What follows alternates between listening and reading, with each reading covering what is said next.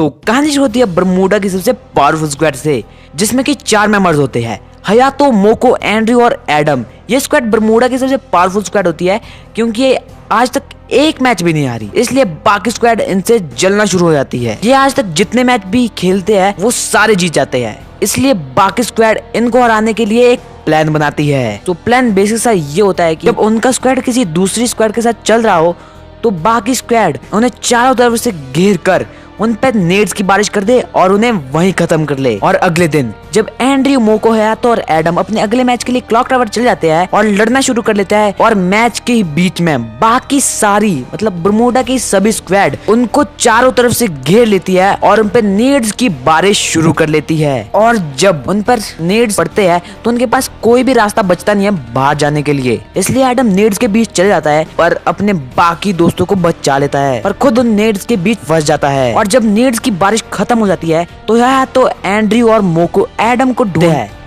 पर उन्हें एडम कहीं पर भी नहीं मिलता।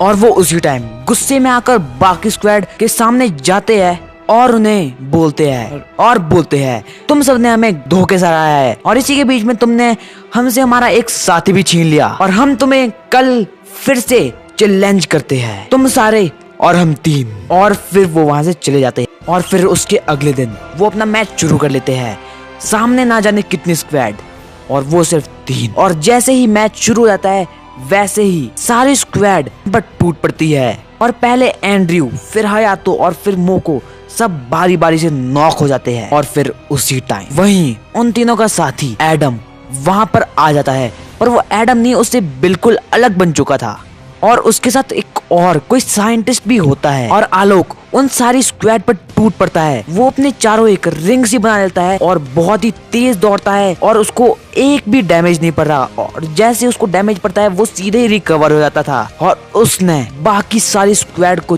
चुटकी भर में ही हरा लिया। और फिर उसने हयातो, एंड्रयू और मोको को भी रिवाइव कर लिया था। एंड्रयू बोलता है तुम हमारे दोस्त एडम ही हो ना, और तुम इतने पावरफुल कैसे बन गए? एडम बोलता है मैं अब एडम नहीं आलोक बन चुका हूँ। फिर वो उन्हें पूरी कहानी बताता है कि कैसे वो आलोक बना। वो बोलता है जब उन्होंने हम पर नेड की बारिश की थी तब मेरे मुंह के सामने एक नेड गिरा था और उसके कारण मैं बहुत ही ज्यादा दूर जाके गिर गया। उसी टाइम वहाँ पर मुझे ये साइंटिस्ट मिले और इनका बेटा भी मरने के कगार पे था, और इनका बेटा एक विजार्ड था जो कि किसी भी कैरेक्टर से बहुत ही ज्यादा पावरफुल हो सकता है, और उसका नाम आलोक था।